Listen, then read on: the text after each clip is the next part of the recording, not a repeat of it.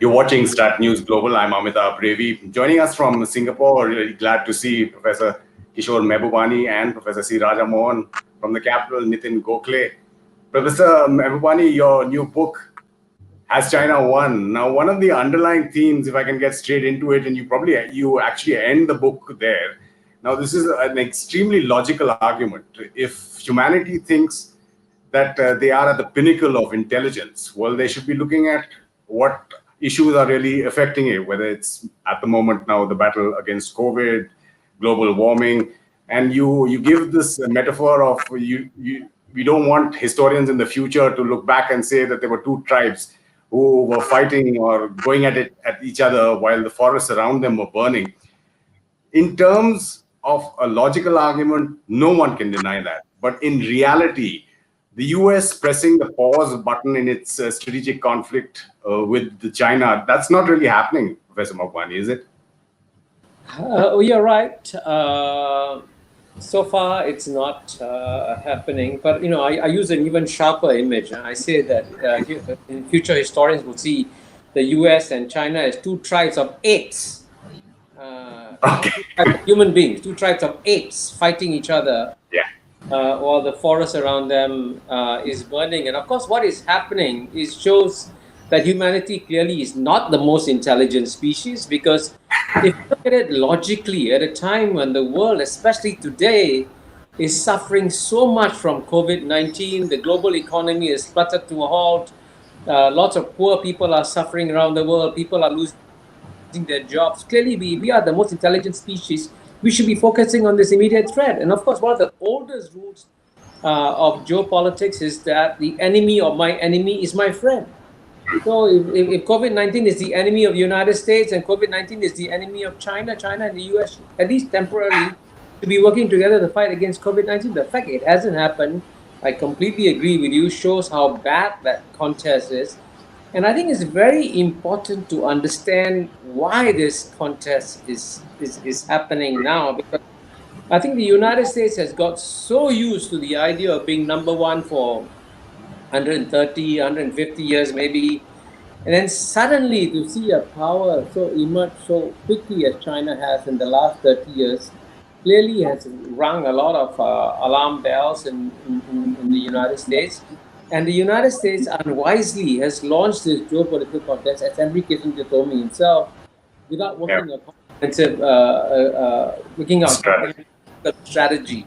And so we are dealing, sadly, on the one side with the United States that, and I'll say this categorically, behaving very irrationally and impulsively. And I think with China, on balance, I would say, is still behaving very carefully and very patiently, waiting for time because they believe that time is right. So it's a very complex geopolitical game that has happened, and the rest of us are going to get damaged if we get caught in the crossfire. Getting damaged, getting caught in the crossfire. Professor Raja Mohan, if you look at recent events, specifically with regard to India and standoff along the LAC, you are of the argument that when people say the reason why Beijing is doing this is possibly because of COVID, possibly because of India and the US getting strategically closer, you have a different take and you use interesting examples on either end of the spectrum in terms of their geopolitics, in terms of the Philippines and Indonesia. And you argue that it is just a fact that Chinese military prowess has reached a stage where they can now act, whether it's bits and pieces wise, on their territorial claims from South China Sea to the Himalayas. Yeah, when you have the claims, which you can say, look, those are not legitimate, but Chinese believe they're legitimate, and they have the power to translate them into effective control. Now, why wouldn't they do it? So I think a lot of times we're trying to find motives, some kind of a complex reasoning behind the Chinese actions. But I think they've had claims vis-a-vis Japan on the waters. They have claims vis-a-vis Philippines, all across the South China Sea, with Indonesia, with India. I think today they feel it is a moment in the sun, and I think they can, and they should redeem those claims. So the problem is, look, I mean, I think the Chinese today see that, look, the power balance within most of the time we talk about US and China, the power balance. But within the region, the relative balance between China and its neighbors, Japan, which used to be number two, today is a distant number three, and India is way behind. There was a time when we were seen as equals. So I think China has the huge power imbalance today vis-a-vis its neighbors. There was a time when Russia was the dominant partner in the relationship. Today, Russian GDP is almost 1/10 of the Chinese GDP. So I think there has been a transformation. And I think whether we like it or not, there are consequences for this fundamental balance of shift in the balance of power. And I think we have to be prepared to deal with those consequences. Nitin, how is India dealing with it? In the recent standoff, we saw militarily how it was dealt with, the talk still going on, of course, at the military level. It will happen, the second lieutenant general. But how has India overall, in your assessment, been dealing with the situation vis-a-vis China, specifically with what's been happening in the last month or so? Well, that is very well known, but certainly India knows that there is very little military option really. Has to be a political and a diplomatic solution to what is happening on the line of actual control. And this is not the first time that this has happened. Since 2013, this has happened repeatedly every 2 years or so. I think the Chinese haven't forgotten what happened in Doklam in 2017. So I think this time they applied more pressure. They were ready for India's counter moves if they came and as they came. And I think they have the upper hand in negotiations. They've come and sat at a place which has been in dispute, the finger area, as we know. And it's going to be a long haul. India knows that it doesn't have any choice but to continue diplomatic talks and try and find a solution. Even as it tries to build strength, build its capabilities in the border areas, and make sure that China gets the message that it's not going to be a cakewalk in case there is a kinetic war, there is a conflict or a skirmish that happens militarily. I think that's the way they're dealing with it. Therefore, they want to keep it down.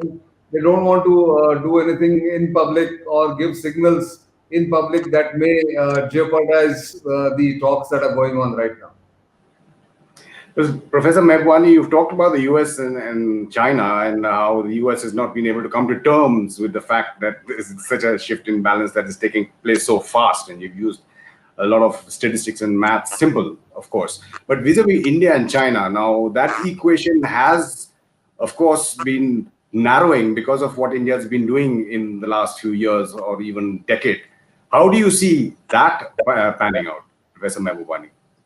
Well, I actually believe that, I know right now I'm aware that there are lots of tensions and difficulties at the border within India and China. I don't know what the facts are, but I know there's tension. I do believe that India today is in a geopolitical sweet spot. That actually the increasing rivalry between the US and China, the country that should benefit the most from it should be India. And I just want to read to you a few sentences from this book by Stephen Prowess, which I think Raja Mohan probably knows very well, Rise to Globalism, American Foreign Policies in 1938. And when the Sino-Soviet split happened, Nixon saw vast possibilities for the United States in a Sino-Soviet split. He specifically believed he could manage the split to force communist powers to abandon North Vietnam. And then this is the critical line. He said the way to get China and Russia to cooperate with the United States, Nixon reasoned, was to keep them guessing. Keep them guessing about the United States' actual intention. And this is the oldest game in geopolitics, by the way. Oldest game. You keep both sides wondering where you stand. And that's a tremendous geopolitical advantage that India has. Because India doesn't have a structural long-term conflict with the United States.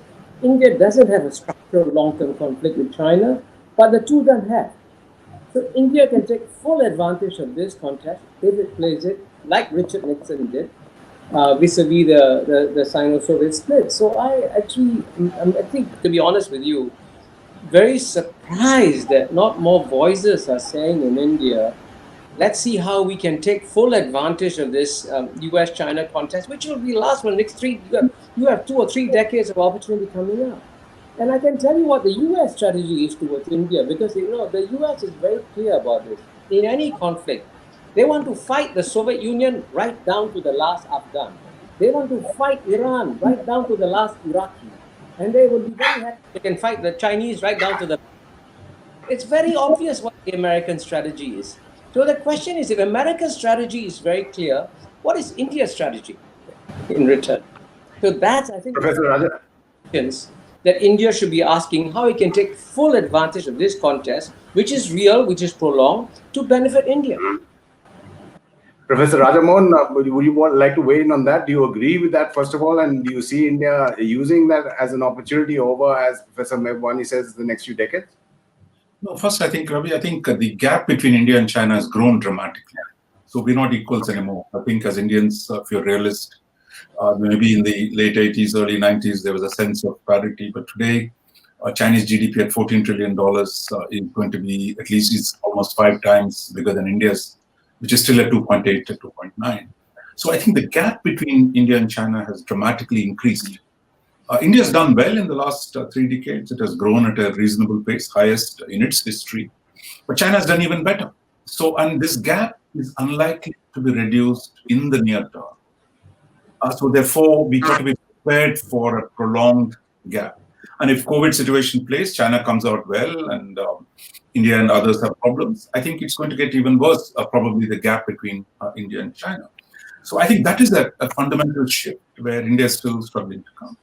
India has been very good at what Kishore was talking about, play one against the other. I mean, after all, in the Cold War, India got the maximum, it was said India was suckling from 2 cows.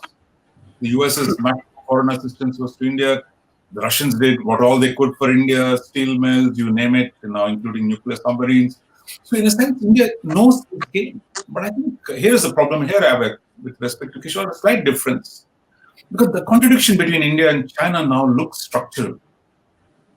For example, the boundary dispute which exists today, I think unlike, India could play an on-land game between Russia and America, but today with a huge boundary dispute, and it's not even in a small dispute, just one example, India says the boundary, depending on the mood, I think sometimes it's 3,488, as Nitin would say, but somebody in the army might say 4,000.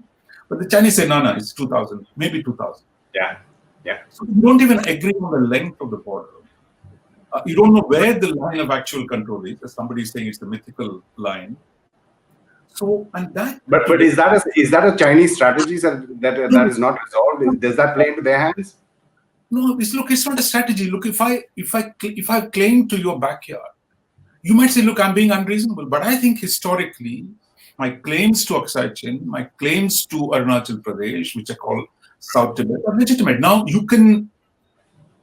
diplomats can quibble over the veracity of the claim, but the fact is, he has the claims, and he has the power to challenge your dominance in this region. Now he says, look, why is India is the only country which can have good relations with Nepal and Bhutan? He said, I want to have the same relationship. So I think Chinese power is expanding. It is coming into South Asia.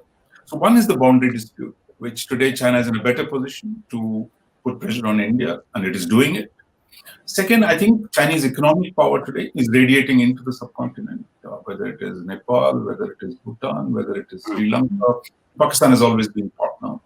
And India's own bilateral trade, for example, in 1988, when Rajiv Gandhi normalized relationship with China, he said, look, let's do the regular dialogue, economic cooperation that would make our relationship better, and we can dampen the political disputes. But now what's happened is the trade dispute itself has become a problem.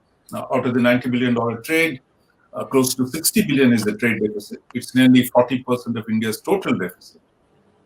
And third issue is China's support to Pakistan. So you have these 3 large constraints that are limiting India's options of saying, look, of being neutral between China and US, or of trying to find, taking advantage of both. So I think India is in actually a pretty difficult situation, which is Chinese power is growing and the US is unreliable. So I think India is going to have a fairly difficult time navigating, I think, the next few years in this situation. Nitin, how do you see it going forward? I mean, these are variables that the Indian establishment administration, doesn't matter who's in power, are aware of.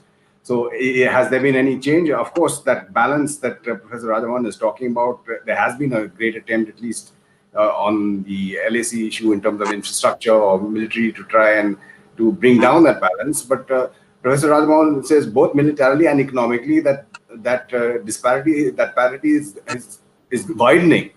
So is there any change in how India is going to be able to try and counter China?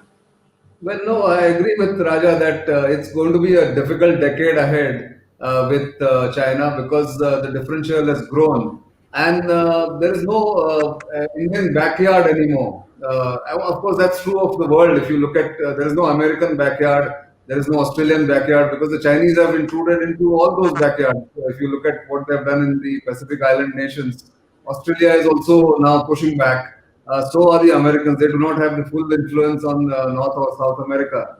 And similarly, India does not have the full influence. I think India is constrained by these two, three factors that Raja spoke about. But certainly, it has no choice but to navigate. And that is one of the reasons why India is wary of joining openly any attempt to counterbalance China, be it Quad plus 3 or D7 or D10, whatever you want to call it.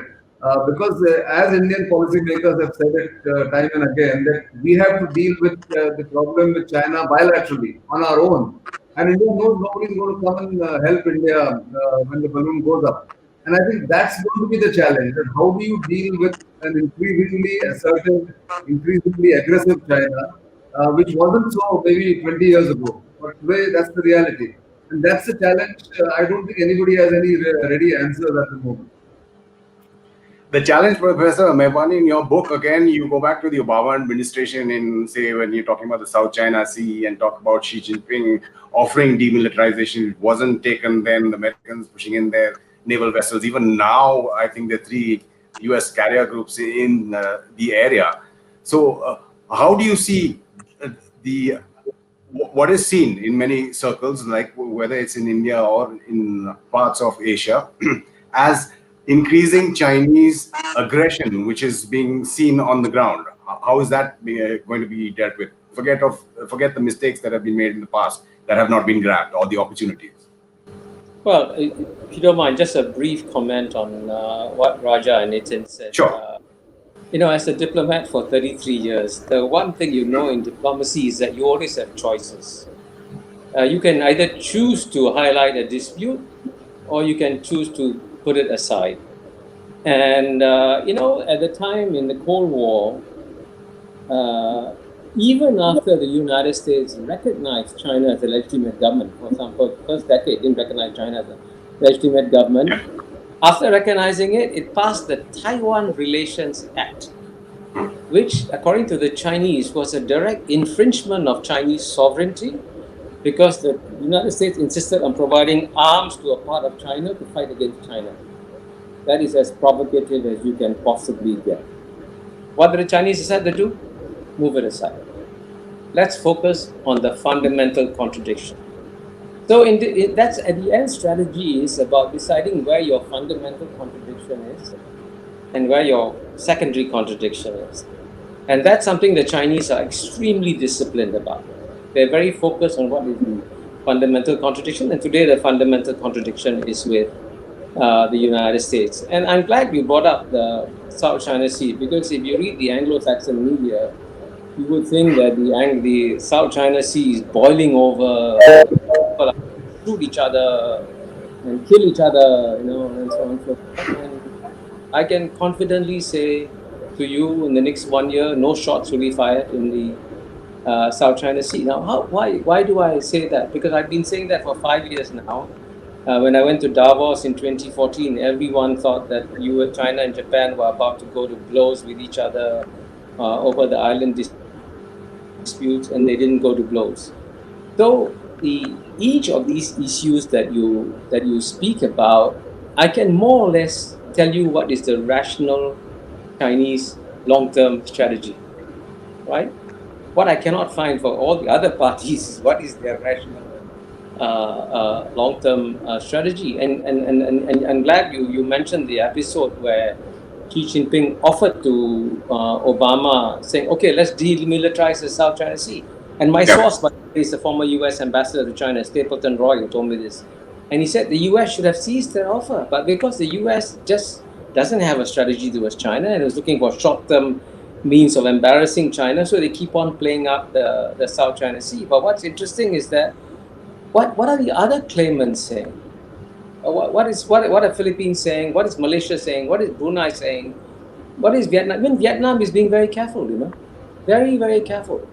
And you talk about the most remarkable trading relationship in the world today is between Vietnam and China, who have, by the way, just for your information, the largest recent war in the last 40 years was fought within China and Vietnam, and the most militarized border for a long time was the Sino-Vietnamese border. Look what's happened there.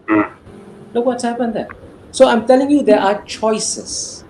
We make choices in what we decide is something we want to focus on and say this is the primary contradiction, or we want to say, okay, this is today, this Sure. is the primary contradiction, tomorrow I'll take care of the other one. Professor Raja Mohan, do you agree with that? Can these fundamental, the 3 points that you raised, say India and China, can they be put aside? Look, that was the strategy, right? Last many decades, that after all, when the US did not recognize China, when Singapore did not recognize China, and nobody in Asia except a few non-aligned countries. Today, Singapore is celebrating 30th anniversary of diplomatic relations this year, while India is going to celebrate the 70th year of diplomatic relations. It tells you a story that a large part of Southeast Asia stayed away from China. It was Nehru who said, no, Chinese are good. They're not a threat to anyone. We should work together. Let's brought them to Bandung, Indonesia, India, Myanmar, brought them together and said, look, Chinese are good. No, so it is not that. So the problem, what happened after that? So in a way that, look, India was willing to put aside the territorial dispute. But the problem has been the tragedy. I mean, I'm not blaming China, I'm not blaming India. There is the issue of Tibet. There is an unresolved boundary dispute. So there was a war in 62. So we said, okay, 1988, we said, let's put aside the dispute and do things again. So again, you have, while you put aside the structural contradiction, that's where it keeps coming back. After all, for 100 years, in fact, you can go back to 1927, when Nehru met the Chinese delegation at the Brussels Anti-Imperialist Congress. So look, China and India will transform the world. We're going to get independence. We will create a new world, a new Asia, a new world. 10 years later, there was Second World War. The Chinese refused to, Chinese were fighting the Japanese, Indians were fighting the British. We couldn't even work together. So there is a historic tragedy, I think, that despite the best efforts of saying, look, let's set aside differences, because the Chinese keep saying there's a legacy of history, let's stand tall, look far. We've said all these things in the last 70 years, but yet we're not able to resolve the territorial dispute. Or not even putting it aside doesn't seem to solve the problem. And then China's relationship with Pakistan has become a problem. Tibet is an issue. So I think even last few years, Mr. Modi came to power. And against much advice, he thought, look, he met them, he dealt with them as a chief minister of Gujarat. So he said, look, no, we're going to do things with them. But then you had 2014 a crisis. You had a crisis in 2017. Now is his third crisis he's dealing with China. So I think there is a tragedy of India-China relationship. And I think I don't see an answer to this. So at some point, we have to agree to freeze. But at this point, the Chinese think they're so strong, they don't need to make any concessions to India. And I think that's where we are stuck. The Chinese, knowing their position, Nitin, and as Professor Raja Mohan and Professor Mahbubani, you're talking about a history and various attempts which have been made, if not to appeasement, but at least to sort out issues or downplay the differences. Now, since Professor Raja Mohan is talking about, it's constantly reappearing. And when you look at the Chinese long-term, and Professor Mahbubani is again and again talking about a long-term comprehensive strategy, they're willing to bide their time. Now, has their time already come, or are they biding it a little bit more because of where they see themselves? I think they know that it's their time has come, and that they can assert themselves across Asia. I mean, starting from East China Sea to through South China Sea to India and to Bhutan, they all the Chinese think that now is the time for them to assert themselves and make good the claims that they have been making on the territorial disputes. So that's the fundamental issue with the Chinese state right now, that they have that urge now to show off their power, both economic and military. And that's where the countries in this region will have to deal with. I mean, does China see India as a long-term competitor? Well, maybe 10 years ago we would have seen that, but the power differential has grown. Can India grow faster than what it has grown in the last 10 years? We don't know what happens post-COVID. So therefore, India has a greater problem in managing the relationship with China than China has. China has no compulsions to manage the relationship with India, I think, and that's the fundamental difference. Professor Mahbubani, you've talked about arrogance now in your book and otherwise as well, in terms of the American arrogance or just not seeing reality. But you've also talked about the Chinese arrogance, and you've seen how that's worked post 2008, 2009, the financial crisis, and the Chinese gave up one of their biggest cards in America, and you've seen how that's affected the whole issue. So, in terms of psychology and how the Chinese see themselves, as both our panelists are pointing out, in terms of the power equations, is that arrogance going to hurt the Chinese in terms of what they want to achieve and how other countries have to deal with them, like it is with the US? Well, just by the way, a small point of history. You were talking about India-China's history.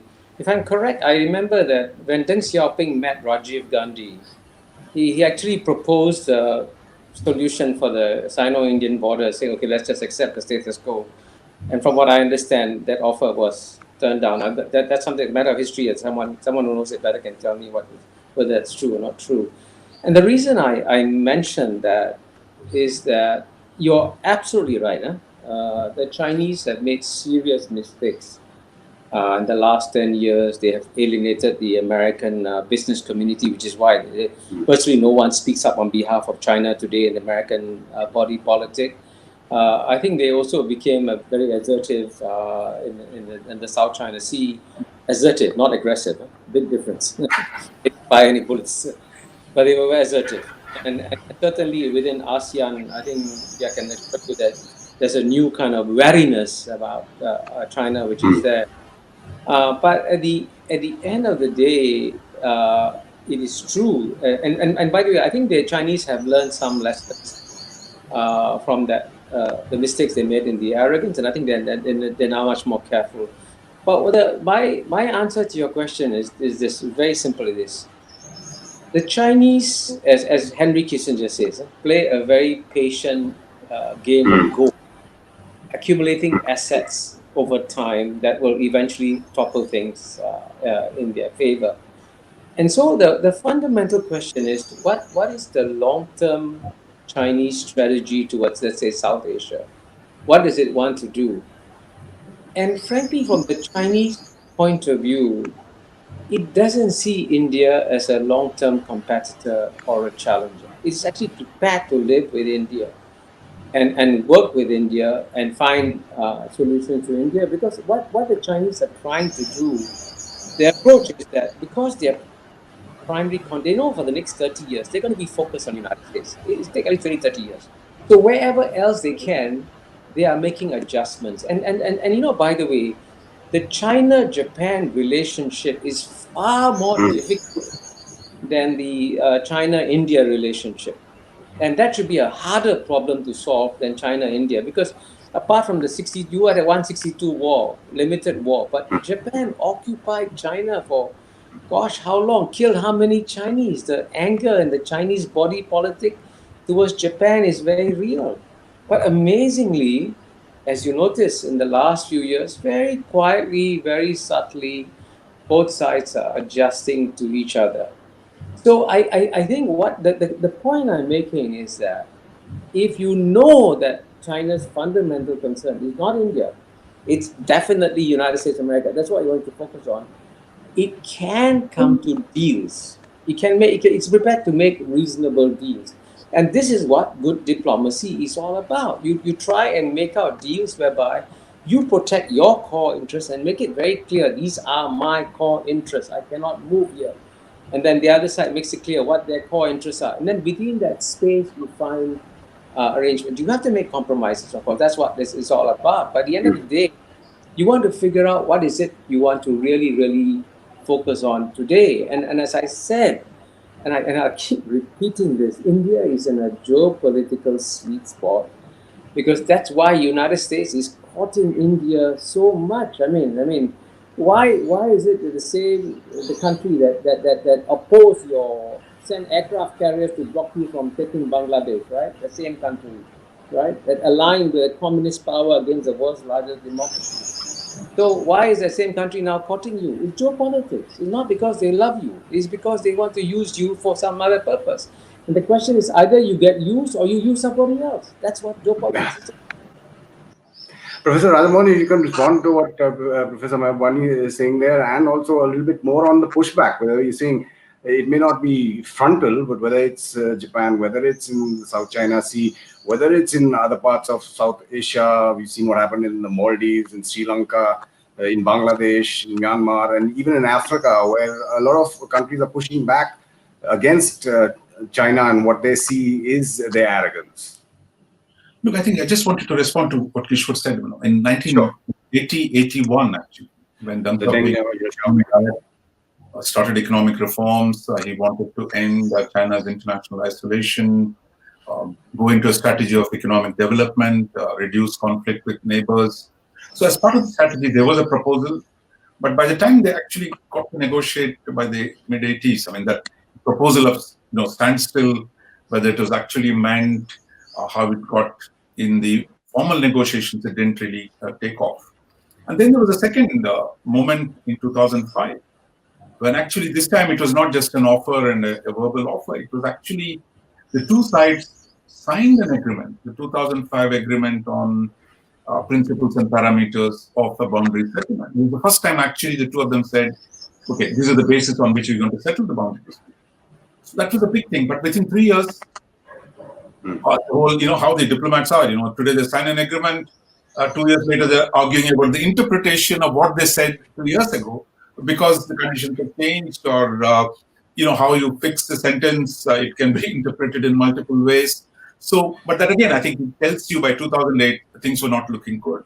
So I think we've had opportunities. I think I fully agree with him. But again, I think the tragedy is we've not been able to translate those into. So look, I think much of East Asia, Kishore is absolutely right, is trying to find an accommodation with China. India, as I said, India tried it before East Asia was even willing to acknowledge PRC was the real representative of the Chinese people. But I think the India's historical experience has been that how China has played the Pakistan game in South Asia, giving it nuclear weapons, missiles, or of today its penetration. But I think India too, not come to terms. Look, China is the second largest economy. You can't keep them out of South Asia. So I think we need a different modus vivendi, a new understanding of how we deal with the boundary, how we deal with other countries in our neighborhood, how we increase trade that is mutual benefit. So my sense is I'm still optimistic that, look, at this point, it looks like the whole thing is back in favor of China, and India is in a bad situation. But if U.S. China rivalry gets worse, because China still needs, I think, a lot of the Chinese companies see the value in the Indian market. So at some point, I would say, so we should keep up that hope alive. That way, what Kishore was saying, as diplomats, as anyone, as a political person, we should be optimistic. And that's why I think Delhi keeps saying, look, we want to engage, we want to keep the engagement going, notwithstanding all the differences that have emerged in the last few years. So things have been pretty bad. And that's why you had the Chennai summit, and before that in Wuhan summit. So I think that engagement continues. But the scale of the tragedy that has enveloped India and China is so deep that we must keep trying to find a way out. Because after all, Americans will come and go, but the Chinese are here, they're next door. And we have to learn to live with each other. And I think at some point, hopefully that framework can still be negotiated. Nitin, learning to live each other, yet still playing the geopolitical game, like Professor Raja Mohan is saying, the US may come and go depending on the circumstances. You mentioned earlier the Quad plus three, working with, say, Japan, France in as a Indian Ocean power as well. Is India doing all of those without really putting all its eggs in one basket? I think so. I think United States, like Professor Kishore Mahbubani said, is opportunistic, and India should utilize that opportunity. It is giving India the opportunity to have better ties, better access to technology. All that can be should be used, but fundamentally, India will have to have its own policy and ways to deal bilaterally with the Chinese problem. That's the bottom line as far as I'm concerned, because ultimately the Chinese and the Pakistani nexus, China-Pakistan nexus, is going to be one bigger challenge than the boundary issue, or it's actually interlinked in a way. So India will have to find its own way, own paths to accommodation, compromise, call it whatever you want, or a diplomatic kind of compromise or understanding with China, notwithstanding what India is doing with the United States or Japan or Australia. Because ultimately, geography dictates how you deal with the country, and the fact is, after 1949, China is India's neighbor. Tibet was earlier a buffer. Today it is not so, and therefore India will have to tailor its policies according to what geography dictates, really, and the reality in diplomacy. Geography and reality. Professor Mahbubani, you've talked about the issues of, you call it the virtue, I think, of democracy or democracy or liberal thinking. Thinking is more virtuous than, say, the authoritarian or communist regime.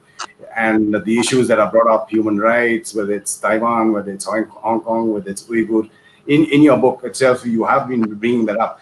But in the long term, though you argue that the Chinese should be allowed to form or decide what their government is or what their country is all about, and not have dictates from so-called democracies, not so-called democracies. But do you see the Communist Party as inevitably ruling China? Do you see any internal or external factors that could affect that at all? Because after all, we saw what happened with the Soviet Union. Two points. One on democracy and one on the Chinese Communist Party. Yeah. On democracy, I like to quote what Graham Allison says. As you know, Graham Allison wrote a book on U.S. China relations. And he says in his book, he says, we Americans keep wishing, why can't China be like us? Like us. Graham Allison says, be careful what you wish for. Because China today is exactly where United States was in the 1890s, 1900 period, when it was emerging as a great power, flexing in muscles, and Teddy Roosevelt was on the scene. And what did Teddy Roosevelt do? Declare war on Spain, seize Philippines, take territories here, territories there. And he said that's what the American democracy did. And I would say that Graham Allison's warning is very, very correct, because today, if China today, at its current stage of becoming muscular, had a democracy, it would be far less reasonable on all the territorial disputes. And I can tell you that if China had a Teddy Roosevelt, tomorrow China would take over all the South China Sea reefs and territories and take everything physically, and they can do it in 24 hours. Let's be clear about that. They can do it. And they haven't done it. So, and it's paradoxically, is the Chinese Communist Party has functionally been a block preventing the eruption of Chinese nationalism. And so Graham Allison's warning is right. Now, the second question is about the future of the Chinese Communist Party. I actually, as you know, I argue in the book, the word communist is so misleading. And I can understand why China has to keep the title communist, because it's part of the legitimacy of the party and so on and so forth. But, I was in Moscow in 1976. And I saw how a communist society is run, with a dark, oppressive environment. And you go to Shanghai and Beijing today, and you want to meet some of the best startup entrepreneurs in the world, you go to Shanghai. How is a communist party, how can an entrepreneurship thrive in a communist party? Yeah. And the answer is that there's this communist party is created a broad bench and including everybody else. So I say the best way to understand the CCP is that the CCP stands for Chinese Civilization Party, because the goal of the Chinese Communist Party is not to promote world communism. They actually stopped supporting communist parties in Southeast Asia after Lee Kuan Yew spoke to Deng Xiaoping. But they want to strengthen Chinese civilization. That's their goal. And as long as they can overcome that century of humiliation and be strong, and as long as everybody treats them with respect, they have arrived at their destination. So their destination, if we want to create a strong Chinese civilization, is not a fundamental contradiction with all its neighbors. Of course, you got to learning to live with a stronger country is a challenge.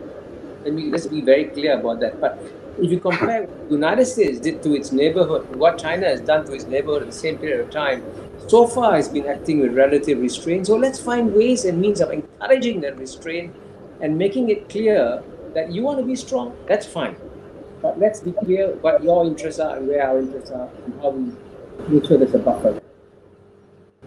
Professor Raja Mohan, final words to you in terms of this not necessarily being a zero-sum game? First, a word about the communists. They seem to be more communist in the American universities today than in whole of China, because they're now supporting the Black Lives Matter, they're creating the whole radical new agenda for the United States. But I think, look, the one thing we know is change is inevitable. I think, can anyone believe what's happening in the US today? It was possible even 1 year ago. Or under Trump, what Trump has done to the US. So I think China will evolve on its own time and space. So it's not what you have today is the permanent thing. So there will be an evolution. And I think the natural part of it would be a revolution of sorts. Some kind has already taken place, as Kishore said. So there will be change. And the question is, look, at what point would China be satisfied with its external circumstances? So I think for India, we can actually learn to emulate China, and I agree with Kishore on that.